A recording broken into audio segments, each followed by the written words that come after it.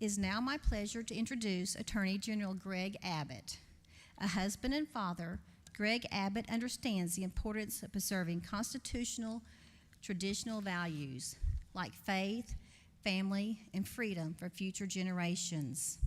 That's why, as state's chief law enforcement official, Abbott has made protecting children, families, and values the focus of his administration. Shortly after taking office, Attorney General Abbott established a cyber crimes unit to arrest criminals who use the internet to prey upon children, a fugitive unit to arrest convicted sex offenders who violate their parole, and an expanded medical fraud control unit to crack down on elder abuse and waste of taxpayers' dollars. Since taking office, General Abbott has collected more than $28 billion in child support for Texas children. Gregg Abbott was reelected as the 50th Attorney General of Texas on November 2nd, 2010. Prior to his election to 3 terms as Attorney General, Gregg Abbott served as a justice on the Texas Supreme Court and a state district judge in Harris County. A native Texan, Attorney General Abbott was born in Wichita Falls and raised in Duncanville. After graduating from the University of Texas with a BBA in finance, he received his law degree from Vanderbilt University. Shortly after graduating from law school, he was partially paralyzed by a falling tree while jogging. He and his wife, Cecilia, a former school teacher and principal, have been married for 31 years. They live in Austin with their daughter, Audrey.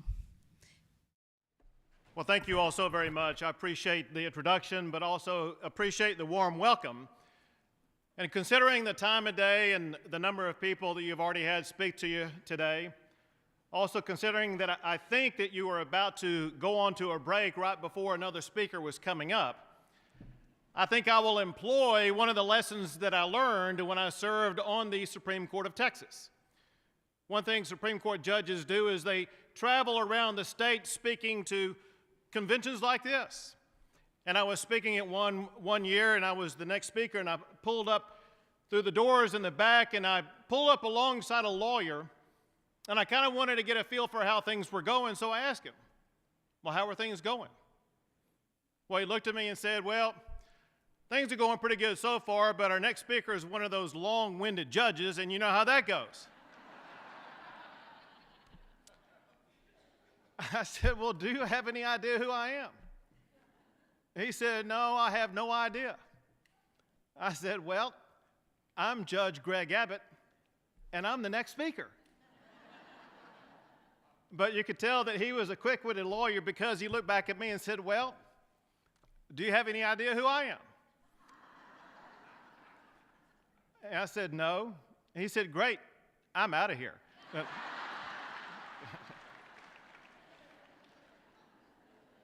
I know you want to be out of here shortly, so I will not have a long-winded speech. And let me just start out by being candid. I come here today knowing that I face big challenges with this audience, but also knowing that I come here today not for a one-day speech, but I'm here to begin a dialogue that will continue for years, a dialogue that I believe will convince you of my genuine commitment to improving education in this state and to working with educators. Now, I know that the proof is in the pudding. I know that it will take more than one single speech to win you over. But I also believe that the relationships that we will build over the coming years will not only convince you of my commitment, more importantly, it will improve the education system here in Texas. Now, improving our education system, I realize, is a tremendous challenge. But I would like to refer you back to the story that was briefly touched upon in my introduction. It's the story about the accident that put me in this wheelchair. About how one day I was out running. And while I was out running, a huge oak tree crashed down onto my back, leaving me immediately and permanently paralyzed the rest of my life and leaving me in this wheelchair. And I see some people shaking their heads even now, wondering, how slow was that guy jogging to get hit by a falling tree?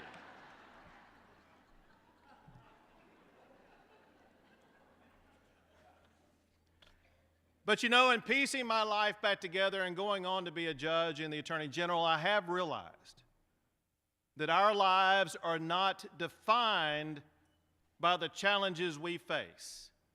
Instead, we get to define our lives by the way that we respond to those challenges. The very same principle applies to the current state of education in Texas. We will not allow the lives of the future of our children to be defined by our current situation. Instead, we will respond to the challenges we face in our education system to define their lives as going through an education system that is the best in the United States of America. Now, I understand your commitment to that process. I understand, in part, your commitment as a student in public schools in Longview, Texas, and in Duncanville, Texas. But I also understand your commitment because of the years that my wife spent first as a teacher and then as a principal. I've seen firsthand, I have lived with a situation where a teacher gets up early in the morning, goes and works hard all day,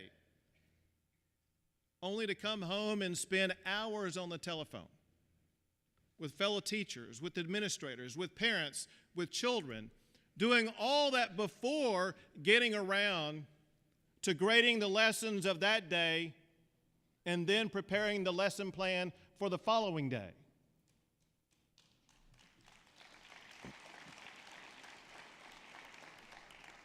I know what it's like because I have been the writer of the check of a teacher coming out of their own pocket to provide supplies for children at school, supplies that are needed in a classroom.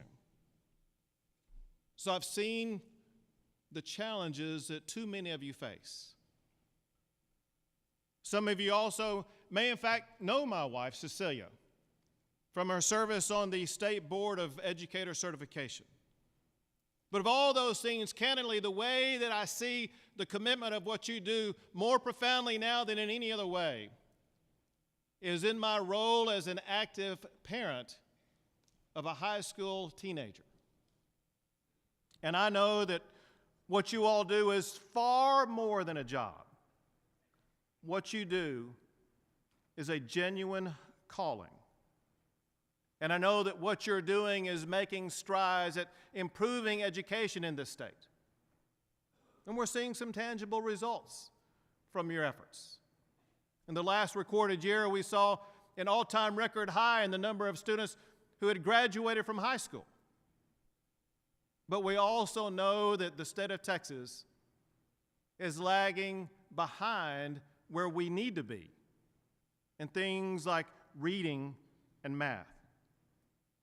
Well, to learn more about what we need to do to improve our education system in Texas, I have traveled the state talking to teachers, to principals, to administrators in every single region.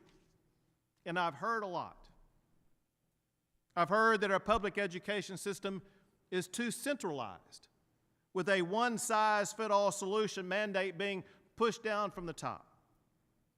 We need to reorder our priorities, and that starts with putting trust in educators. And I have an education plan that does just that. I have an education plan that has detailed all these things I want to do. In fact, it spans well over 100 pages. It's filled with policy ideas to advance education even further. But candidly, I think more important than all the details in that plan is the vision behind the plan. And here's mine. Texas proudly ranks #1 in the country for job creation. We are #1 in the nation for exports. We are #1 in the nation for energy production. Texas is #1 in the nation for farming. The fact is, Texas is #1 in the nation for so many different things. I believe the time has come for Texas to set its sights on another #1 ranking. Texas must become #1 in the nation for educating our students. That will be my aspiration as your next governor.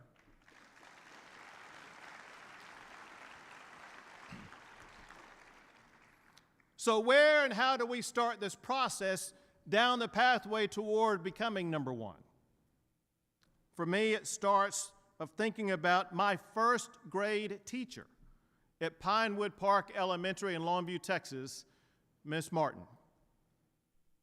Miss Martin taught me more than the early stages of learning how to read. She began that process of teaching me how to learn. She instilled in me the foundation to go on to an entire career of learning.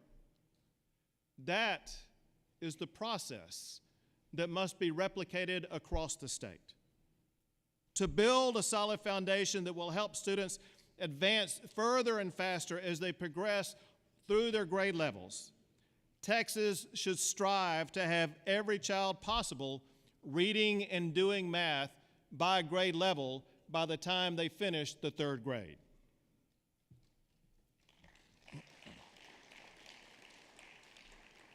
That plan begins with additional funding to transform pre-K-4 education into genuine pre-literacy and numeracy programs.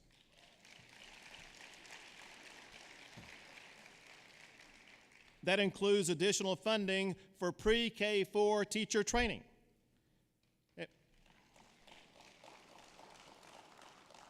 My plan also equips teachers in grades K through 5 with new tools and innovative resources like Literacy Achievement Academies, Math and Technology Achievement Academies, and Read to Learn Academies with scholarships and stipends offered to teachers who complete those academies. We'll do more than just ask you to improve reading and math. We will give you the tools to help you accomplish those goals. My detailed plan reduces mandates from Austin, Texas.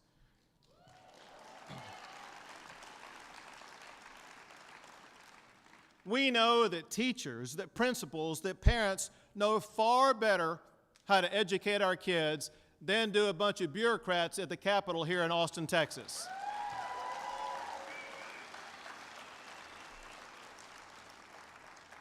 And we must stop forcing teachers to teach to so many high-stakes tests.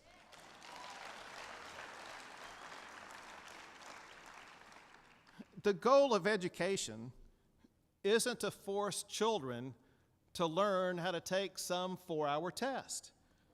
It's to help them get ready for college and to go on and succeed in life. To do that, we must free up your time and your talent to help our children be prepared for the challenges of tomorrow. That is what my plan focuses on achieving.